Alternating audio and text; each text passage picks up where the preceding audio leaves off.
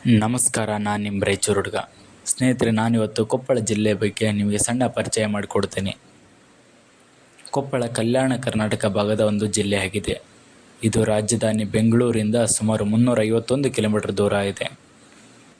ಹನುಮಂತ ಹುಟ್ಟಿದ ನಾಡು, ಕಿನ್ನಾಳ ಕಲೆಗೆ ಹೆಸರುವಾಸಿಯಾಗಿರುವ ಕೊಪ್ಪಳ ಜಿಲ್ಲೆ, ಹಾಗೆ ತುಮಕೂರಿನಲ್ಲಿ ಸಿದ್ಧಗಂಗಾ ಮಠ ಹೇಗೋ ಹಾಗೆ ಎಷ್ಟೋ ಬಡ ಮಕ್ಕಳಿಗೆ ಧ್ಯಾನ ದಾಸೋಹ, ಅಕ್ಷರ ದಾಸೋಹ ನಡೆಸಿಕೊಂಡು ಬರುತ್ತಿರುವ ಗವಿಮಠ ಇದೇ ಕೊಪ್ಪಳದಲ್ಲಿದೆ.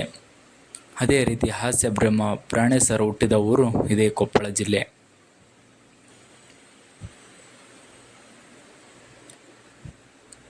ಹಾಗಿದ್ದರೆ ಕೊಪ್ಪಳ ಜಿಲ್ಲೆಯ ತಾಲೂಕುಗಳು ನೋಡೋದಾದರೆ ಗಂಗಾವತಿ, ಕೊಪ್ಪಳ, ಕಾರಟಗಿ, ಕನಕಗಿರಿ, ಕುಕ್ಕನೂರು, ಯಲಬುರ್ಗಾ, ಕುಷ್ಟಗಿ. ಇದಷ್ಟು ಕೊಪ್ಪಳ ಜಿಲ್ಲೆಯ ತಾಲೂಕುಗಳು.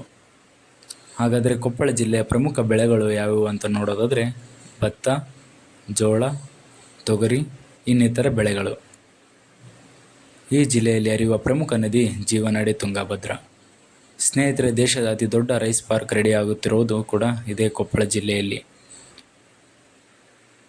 ಹಾಗಾದರೆ ಕೊಪ್ಪಳ ಜಿಲ್ಲೆಯ ಪ್ರಮುಖ ಪ್ರವಾಸಿ ತಾಣಗಳನ್ನು ನೋಡೋದಾದರೆ ಮೊದಲಿಗೆ ಪ್ರಭು ಶ್ರೀ ರಾಮನ ಪರಮ ಭಕ್ತ ಹನುಮಂತ ಹುಟ್ಟಿದ ಸ್ಥಳ ಅಂಜನಾದ್ರಿ ಬೆಟ್ಟ, ಪಂಪ ಸರೋವರ, ನವಬೃಂದಾವನ, ಹಳೆಯ ಕಾಲದ ದೇವಾಲಯಗಳಲ್ಲಿ ಒಂದಾದ ಮಹಾದೇವನ ಗುಡಿ ಇಟಗಿ, ಕೊಪ್ಪಳ ಕೋಟೆ, ಹುಲಿಗೆಮ್ಮ ದೇವಿ ದೇವಸ್ಥಾನ, ಹಾಗೆ ಕೊಪ್ಪಳದ ಶ್ರೀ ಗವಿಸಿದ್ದೇಶ್ವರ ದೇವಸ್ಥಾನ ಮತ್ತು ಇಟಗಿ ತಾಯಿ ಭೀಮಾಂಬಿಕಾ ದೇವಸ್ಥಾನ.